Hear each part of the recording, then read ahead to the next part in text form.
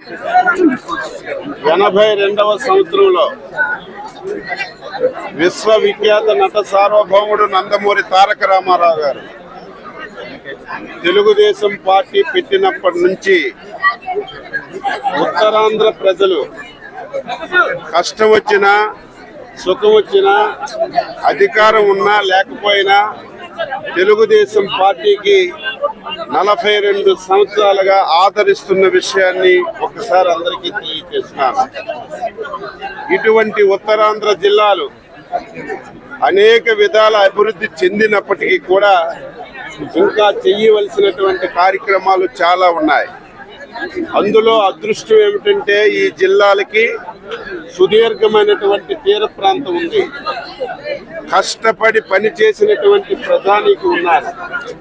ఇక్కడ సరిగా మనం అవకాశాలు కల్పించగలిగితే ఇతర ప్రాంతాలకి వలస వెళ్ళినటువంటి పరిస్థితి ఉండదు. అందుకే ప్రజల అభిమానంతో గెలిచినటువంటి ఎన్డీఏ ప్రభుత్వం చంద్రబాబు నాయకత్వంలో ఉత్తరాంధ్ర పైన ప్రత్యేకమైనటువంటి దృష్టి సారించారు. అందులో భాగంగా ప్రధానమైనటువంటి అంశాలు 2. ఒకటి, విజయనగరం జిల్లాలో భోగాపురం ఎయిర్పోర్ట్. గత 5 సంవత్సరాలు తెలుగుదేశం ప్రభుత్వం అధికారంలో ఉంటే ఈసరికి ఆపరేషన్ మొదలై ఈ ప్రాంతం రూపురేఖలే మారిపోయాయి. కానీ దురదృష్టవశాత్తు 5 సంవత్సరాలు ఆ ప్రాజెక్ట్ ని పూర్తిగా మంటగలిపి ఎన్నికల జిమ్మిక్కులో లాస్ట్ నిమిషంలో ప్రారంభించారు. ఈరోజు జగన్మోహన్ రెడ్డి లాగా గత ప్రభుత్వం చేసిన కార్యక్రమాలను ఎక్కడ విడిచిపెట్టడం లేదు. దాన్ని కొనసాగించవలసిన బాధ్యత ప్రభుత్వాలపై ఉంటుంది. అందులో భాగంగా ఈ ప్రాంతం అదృష్టం, ఈ రాష్ట్రం అదృష్టం, ఒక యువనేత ఢిల్లీలో పలుకుబడి కలిగినటువంటి వ్యక్తి మన రామ్మోహన్ నాయుడు కేంద్ర పౌర విమానయాన శాఖ మంత్రిగా రావటం. ఇప్పటికే ఒక విమానయాన శాఖ మంత్రి 3 సార్లు ఒక ఎయిర్పోర్ట్ మీదకి వెళ్ళి ప్రత్యక్షంగా రివ్యూ చేసి అంత క్లోజ్గా చూస్తున్నారంటే ఈ ప్రభుత్వానికి, ముఖ్యమంత్రికి ఆ ఎయిర్పోర్ట్ మీద, ఈ ప్రాంతం మీద ఎంత అభిమానం ఉందో ఇది ఒక బెస్ట్ ఎగ్జాంపుల్. ఆ ఎయిర్పోర్ట్ని అనుకున్న సమయం కంటే 6 మాసాల ముందే మొదటి ఫ్లైట్ ల్యాండ్ చేసి దాన్ని జాతికి అంకితం చేయాలని కృషితో ప్రయత్నం చేస్తున్నాం. అందులో శ్రీకాకుళం జిల్లా వెనకబడినటువంటి జిల్లా, మత్స్యకారులు వలస వెళ్ళినటువంటి జిల్లా. ఈ జిల్లాలో ఒక పోర్టు కావాలనేది కొన్ని దశాబ్దాలుగా జరుగుతున్నటువంటి కళ. దాన్ని రూపురేఖలు చేయాలని ఆ రోజు భావనపాడులో ల్యాండ్ ఎక్విజిషన్ చేసి టెండర్లు పిలిచాం. దురదృష్టవశాత్తు ఆ పోర్టు ఈ ప్రభుత్వం వచ్చిన తర్వాత క్యాన్సిల్ చేసింది. అయితే చాలా తప్పుడు నిర్ణయం తీసుకున్నారు. పోర్టులు అనేవి ప్రైవేట్ ఆర్గనైజేషన్లో చేయాలి, ప్రభుత్వం ఎక్కడా చేయదు. కానీ రివర్స్ చేసి దాన్ని ప్లేస్ మార్చి ఇది ప్రభుత్వమే చేయాలని చెప్పి నిర్ణయం చేశారు. దానికి చివరి నిమిషంలో ప్రారంభించి బ్యాంకులతో టైఅప్ అయి కార్యక్రమం ప్రారంభించారు. నేను ఆ ప్రాంతానికి నష్టం జరిగిన, ఆ గ్రామానికి ఇబ్బంది జరిగిన, నేను అపోజిషన్లో ఉన్నటువంటి ఎమ్మెల్యేగా నేను వెళ్తే మళ్ళీ రెచ్చగొడితే అభివృద్ధి ఆగిపోతుందని 5 సంవత్సరాల ఆ ప్రాంతానికి వెళ్లకుండా ఎవరు చేసినా అభివృద్ధి జరగాలి, ఈ జిల్లాకి రూపురేఖలు మార్చాలని ఈరోజు పోర్టు నిర్మాణాన్ని ఎక్కడ ఆటంకం చేయలేదు. ఈరోజు మేము గెలిచిన తర్వాత ఆ గ్రామస్తులు చాలా ఇబ్బందులతో ఉన్నారు. చాలా అవకతవకలు జరిగాయి. నిజమైన భూమి ఉన్న వారికి డబ్బు అందలేదు. నిన్ననే నేను, కలెక్టర్ గారు, జేసీ గారు, ఎస్పీ గారు వెళ్ళాం. వాళ్ళందరూ వారికి నిండు హృదయంతో ఆశీర్వదించి నేను అభిమానిస్తున్నాను. వాళ్ళందరూ నా చేతుల్లో పెట్టి మీరు ముంచండి, పోర్టు కట్టుకోండి అని చెప్పారు. ఈ రోజు నుంచి సర్వే చేస్తున్నాం. సర్వే అయితే మళ్ళీ పనులు ప్రారంభించి జూన్ 12ని ప్రభుత్వం ప్రమాణ స్వీకారం చేసింది 2024లో. 2025 జూన్ 12వ తారీఖుకి ఒక షిప్పు మూలపేట పోర్టులో ల్యాండ్ అవ్వాలనేది మన ముఖ్యమంత్రి చంద్రబాబు నాయుడు గారి యొక్క ఆదేశం. దానికి అనుగుణంగా జిల్లా యంత్రాంగం మేము పనిచేస్తాం. ఈ 2 రావడమే కాదు, ఈ రెండు వస్తే ఈ ప్రాంతం రూపురేఖలు మారుతాయి. చంద్రబాబు నాయుడు గారి ఆలోచన మూలపేట పోర్టు నుంచి భోగాపురం ఎయిర్పోర్ట్ వరకు ఒక 6 లైన్స్ రోడ్డు వేయగలిగితే మనం ఎవరికి పిలవలసిన అవసరం లేదు, అందరూ ఇక్కడికే వస్తారు. అన్నింటికంటే టూరిజం డెవలప్ బాగా చేసుకోవచ్చు అనే ఒక ప్రణాళికాబద్ధంగా ముందుకెళ్తున్నాం. మేమందరము కృషి చేసి ఈ రోడ్డుని పూర్తి చేసి ఈ ప్రాంత అభివృద్ధికి కృషి చేస్తాం. నేను మత్స్యశాఖ మంత్రి, ఈ ప్రాంతంలో వలసలు వెళ్తున్నా. ఈరోజు 2 హార్బర్స్ శాంక్షన్ అయ్యాయి. ఒకటి మనకి బుడగట్లపాలెం, రెండవది ఆ రోజు మంత్రి, మత్స్యశాఖ మంత్రి, ఎప్పుడూ రాజకీయ నాయకులు ప్రజలకు మోసం చేయకూడదు. అసలు మంజూరే కాకుండా ప్రభుత్వంలో కాగితమే లేకుండా ఆ రోజు ఓట్ల గురించి ఏదైతే మంచినీళ్ళపేటలో ఒక హార్బర్ శాంక్షన్ అయిపోయిందని కొబ్బరికాయ కొట్టేసి ఎవడికో ఒకటి గొప్ప చెప్పి కొంత కంకరేసి ఇది మంజూరు అయిపోయిందని చెప్పి సాక్షాత్ ఒక మంత్రే మాయ మాటలు చెప్పారు. నేను వచ్చిన తర్వాత చూస్తే అసలు ఆ ప్రపోజల్ ఎక్కడ లేదు.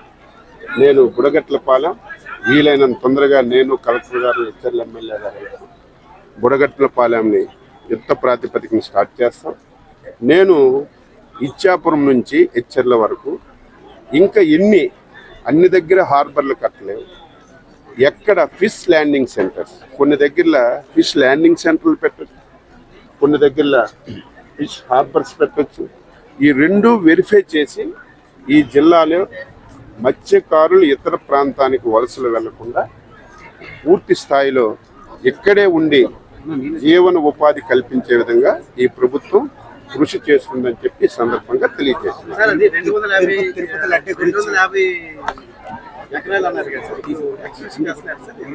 అక్కడ అదృష్టం ఏమిటంటే ఓన్లీ రైతుల భూములు 361 ఎకరాలు, 2 చిన్న గ్రామాలు. మనకు అదృష్టం ఏమిటంటే ఇక్కడ మన కేంద్ర మంత్రి గారు కూడా ఉన్నారు. ఇప్పటికే చెప్పాం, రాష్ట్ర ముఖ్యమంత్రి కేంద్ర మంత్రి గారితో కేంద్ర ప్రభుత్వంతో సంప్రదిస్తున్నారు. ఒక 2700 ఎకరాలు సాల్ట్ ల్యాండ్స్ ఉన్నాయి. అది ఉత్తర ప్రత్యుత్తరాలన్నీ కూడా జరుగుతున్నాయి. వాళ్ళు మనకి ఇవ్వడానికి అంగీకరించారు. అది కానీ వస్తే ఆ 2700 ఎకరాలు మనకి యాడ్ అవుతున్నాయి. ఇంకొక 1000 ఎకరాలు ఆ రోజు ఏపీఐఏసీ తీసుకున్నారు, అదొక 1000 ఎకరాలు. ఈ 2 కలిపితే 3500 ఎకరాలు. ఇంకొక 3000 ఎకరాలు ఆ రోజు ఈస్ట్ కోస్ట్ పవర్ ప్లాంట్కి ఏపీఐఐసీ ద్వారా భూములు ఇచ్చారు. పవర్ ప్లాంట్ ఆగిపోయింది. వాళ్ళ ఆక్షన్లో ఎవరో తీసుకున్నారు. నేను రామ్మోహన్ నాయుడు గారికి కూడా నెంబర్ ఇస్తాను. కలెక్టర్ గారు మాట్లాడారు, నేను కూడా మాట్లాడాను. ఆయనతో మాట్లాడి ఆయనకు కూడా ఇక్కడికి రప్పిస్తాను.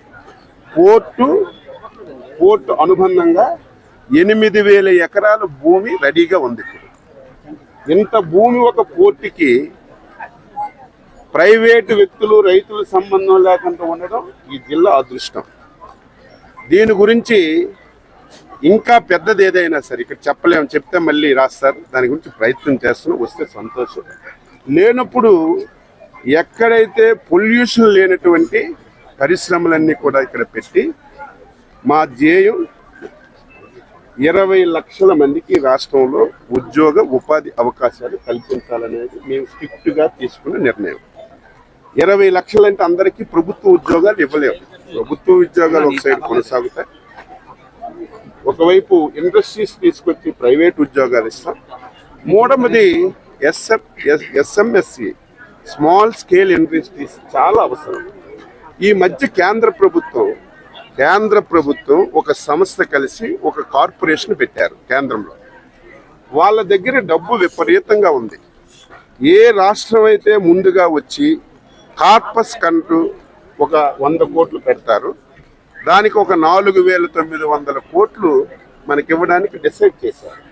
మేము మొన్న క్యాబినెట్లో 100 కోట్లు కార్పస్ ఫండ్ గురించి మేము నిర్ణయం తీసుకొని ఆ ఏజెన్సీకి కడుతున్నాం.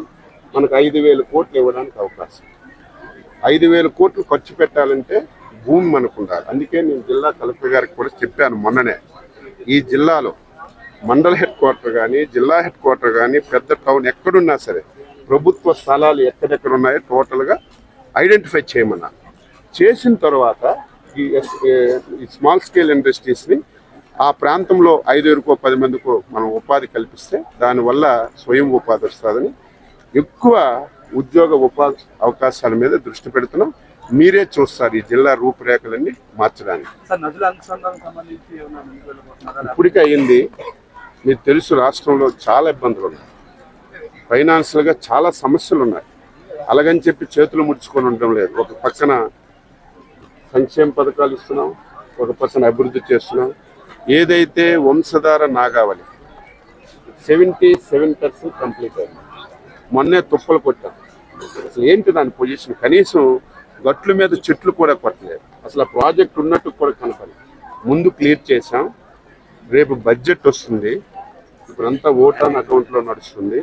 రేపు బడ్జెట్ పెట్టేటప్పుడు అటు మహేంద్ర తనయ్య కానీ, ఏదైతే మనం 90% పూర్తి చేసినటువంటి వంశధార ఫేజ్ 2 కానీ, ఏదైతే మన వంశధార నాగావళి అనుసంధానం కానీ, ఈ మూడింటికి కొంతవరకు నిధులు కేటాయించి ఈ 3 స్టార్ట్ చేసి రేపు సీజన్కి, ఏప్రిల్లో ఖరీఫ్ సీజన్కి ఈ 3 చేయడానికి ప్రయత్నాలు అయితే జరుగుతున్నాయి. లడ్డు ప్రసాదం విషయంలో ఈ రోజు కేంద్రానికి లేఖ రాసిన మాజీ ముఖ్యమంత్రి వైఖరి సిగ్గున్న వ్యక్తి, ఏ మాత్రం ఇంకిత జ్ఞానం ఉన్నటువంటి వ్యక్తి కేంద్రానికి లేఖ రాయడు.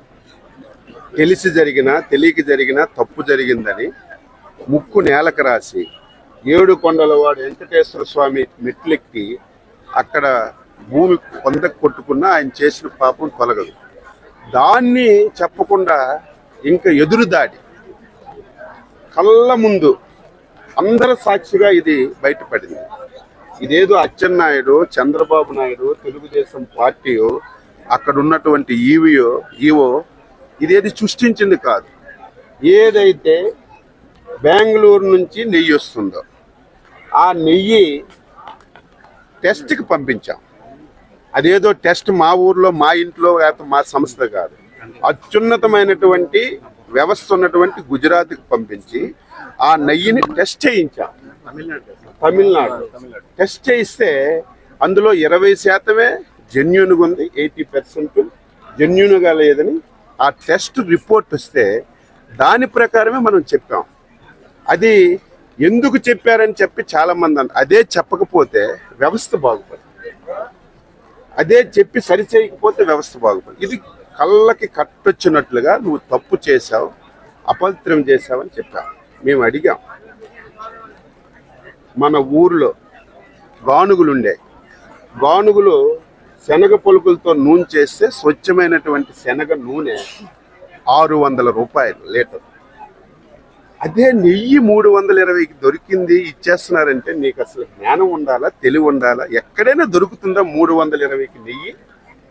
అటువంటి నెయ్యి కొని కల్తీ నెయ్యి చేసి పాపం చేసి ఇంకా నువ్వు ఎదురుదాడి చేస్తావు. రోజు నుంచి నువ్వు ముఖ్యమంత్రి అయినటువంటి డే 1 నుంచి తిరుపతిని అపవిత్రం చేయాలి, హిందువుల మనోభావాలు దెబ్బతీయాలని ఒక కంకణం కట్టుకొని పనిచేశావు. అందులో భాగమే మీ చిన్నాన్నకి టీటీడీ చైర్మన్. ఆయన టీటీడీ చైర్మన్ హిందువు, ఆయన సహధర్మచారిణి, ఆయన సతీమణి చేతిలో బైబిల్ పట్టుకొని అన్యమత ప్రచారం చేయాలి. రెండవ వ్యక్తి కరుణాకర్ రెడ్డి. వాళ్ళ ఇంట్లో అందరూ క్రిస్టియన్స్, వాళ్ళ ఇంట్లో పెళ్ళిళ్ళన్నీ క్రిస్టియన్స్. క్రిస్టియన్ మతానికి వ్యతిరేకం కాదు, సర్వ మతాలు ఉండాలి.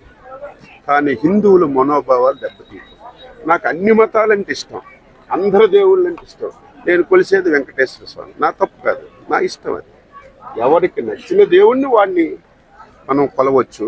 అన్ని మతాలని కాపాడాలి. అదే నిజమైనటువంటి ప్రభుత్వం. ఈ ప్రభుత్వం పవిత్రతని పూర్తిగా మంట కలిపింది. ఇప్పుడు సమర్థవంతమైన దట్ ఈజ్ తెలుగుదేశం.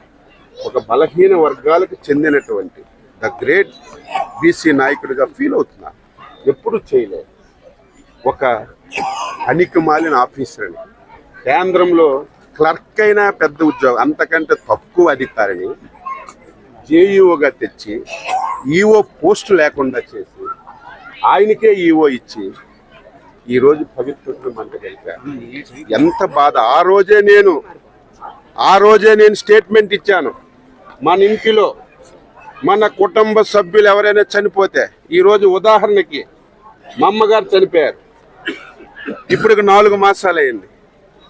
మన సాంప్రదాయం ప్రకారం 1 సంవత్సరం ఏ గుడికి వెళ్ళకూడదు. ఈరోజు నేను ఎక్కడికి వెళ్ళడం లేదు, గుడికే వెళ్ళడం లేదు, సంప్రదాయం అది. అటువంటిది ఆ రోజు ఈవోగా ఉన్నటువంటి ధర్మారెడ్డి సొంత కుమారుడు చనిపోతే కుమారుడికి తలకొరువు పెట్టి 12 రోజులకే నువ్వు గర్భగుడిలో వస్తే అది పవిత్రత. ఎంత బాధ, ఆవేదన కలుగుతుంది. ఈ రకంగా మొత్తం టీటీడీ పవిత్రతని మంట గలిపారు. ఏది ఏమైనా సరే భక్తులకి ఒకటే కోరుతున్నాం, రాష్ట్ర ప్రభుత్వం తరపున ఒక బలహీన వర్గాలకి చెందిన వ్యక్తిని టీటీడీ ఈవోగా నియమించాం. ఆయన నాయకత్వంలో మొత్తం వ్యవస్థలన్నీ కూడా సరిచేసాం. జరిగిన పాపాలన్నీ పోవడానికి సంప్రోక్షణ కూడా చేసాం. ఇక్కడ మళ్ళీ పూర్వం ఒక ట్రైన్లో ఒక లాడు ఉంటే ట్రైన్ అంతా గుమ్మగుమ్మ వాసనలు వచ్చి వెంకటేశ్వర స్వామి గుర్తు పెట్టుకునేవాడు. మళ్ళీ అదేవిధంగా ఒక లడ్డు ఉంటే ఆ ప్రాంతం అంతా మళ్ళీ వాసనలు వచ్చే విధంగా స్వచ్ఛమైనటువంటి నెయ్యితో లడ్డూలు తయారు చేసి అక్కడ మధ్యాహ్న భోజనం లేకపోతే వెళ్ళినటువంటి భక్తులకి అన్ని సదుపాయాలు ఇచ్చి మళ్ళీ పవిత్రతను కాపాడే ప్రధానమైనటువంటి ఆలోచనతో ఈ ప్రభుత్వం పనిచేస్తుంది. స్పీకర్ గారు ఒక ఆరోపణ చేశారు. జూన్ 12వ తేదీన శాంపిల్ తీశారు, జూలై 12వ తేదీన శాంపిల్ రిపోర్ట్ వచ్చినాయి, ఆగస్టు 28వ తేదీన దీన్ని ముఖ్యమంత్రి చంద్రబాబు నాయుడు ప్రకటించారు. వెనుకున్నట్లు ఆంతర్యం ఏంటి? ఈ ప్రభుత్వం ఈ డేట్లన్నీ ఎందుకండి?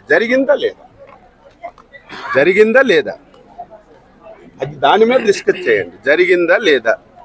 నువ్వు తెచ్చినటువంటి రివర్స్ టెండరింగ్ అని చెప్పి 800 రూపాయల కేజీ నెయ్యి 300 రివర్స్ అని చెప్పి నువ్వు ఇలాంటి నెయ్యి కొని పవిత్రతను పోగొట్టి మళ్ళీ ఎదురుదాడి అనేది ఎవ్వరికి మంచిది కాదు.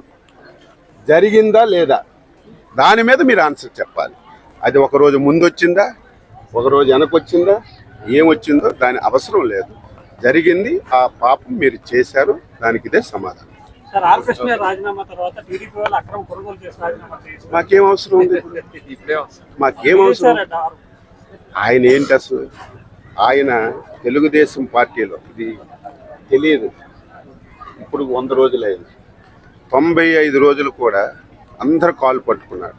నేను తెలుగుదేశంలోకి వచ్చేస్తాను, నన్ను రక్షించండి అని ఎంత పెద్ద స్థాయిలో ప్రయత్నం చేశాడో తెలుసు. అలాంటి వ్యక్తి నీకు ఒక దండం, నీ రాకకు ఒక దండం అని మేము తలుపులు క్లోజ్ చేస్తే ఇప్పుడు పిచ్చి మాటలు మాట్లాడుతుంది. ప్రభుత్వం పోయిన తర్వాత 90 రోజులు ఎక్కడైనా ఒక స్టేట్మెంట్, ఒక ట్వీట్ ఎక్కడైనా ఉందా? విజయసాయి రెడ్డి ట్వీట్ ఒక్కటైనా 90 రోజులు చూసారా? ఎందుకు ట్వీట్ చేయలేదు? దారిని వెతికి ఏదో ఒక రూపంలో తెలుగుదేశం పార్టీలో చేరిపోవాలని ప్రయత్నం చేయాలి. మేము దారులు క్లోజ్ చేసిన తర్వాత మళ్ళీ ట్వీట్లు మొదలెట్టాడు. ఎవడు పాపం పోదు, తప్పు చేసిన వ్యక్తి ఎవరిది వదలం. ఆ రకంగా మేము ముందుకెళ్తాం. అలాగని చెప్పి కక్ష సాధన. మీరే జిల్లాలు ఉన్నారు, 100 రోజులైంది. ఎక్కడైనా సరే ఇద్దరం ఉన్నాం, కేంద్రం ఉంది, రాష్ట్రం ఉంది, అందరం తెలుగుదేశం ఎమ్మెల్యే. ఎవరి మీదైనా మీరు 5 సంవత్సరాలు చూశారు కదా, మేము ఎన్ని బాధలు పడ్డాం. తప్పులు చేయని దానికి శిక్షలు అనిపించాం. ఈ జిల్లాలో పంచాయతీ ఎలక్షన్లు వస్తే నా మీద ఒక అక్రమ కేసు పెట్టి, సంబంధం లేని కేసు పెట్టి 10 రోజులు నాకు శ్రీకాకుళం జైల్లో వేశారు. మళ్ళీ అదే పోలీసులు ఆ వేళ అక్రమ కేసు నా కేసు రిఫర్ చేశారు. వాళ్ళ మీద కూడా నేను పరువు నష్టం దావా వేస్తున్నాను. ఏ పోలీసులు అయితే నా మీద కేసు కట్టారు, ఏ పోలీసులు అయితే లేని ఉన్నట్టుగా సృష్టించి నాకు 10 రోజులు జైలు పెట్టారు, ఆ 10 రోజులు నేను జైల్లో ఉండిపోయిన బాధ ఎవరు తీరుస్తారు? ఇప్పుడు అదే పోలీసులు కేసు రిఫర్ చేశారు. ఎవరు కట్టారో వాళ్ళే రిఫర్ చేశారు. కాబట్టి ఎప్పుడు ధర్మం ధర్మమే. మేమెప్పుడు కక్ష సాధింపు చర్య అనేది ఉండదు, నేను చెప్తున్నాను. కానీ తప్పు చేసేవాడికి మాత్రం చట్టం తన పని తాను చేసుకుపోతుంది, తప్పనిసరిగా పనిష్మెంట్ అనుభవిస్తారు.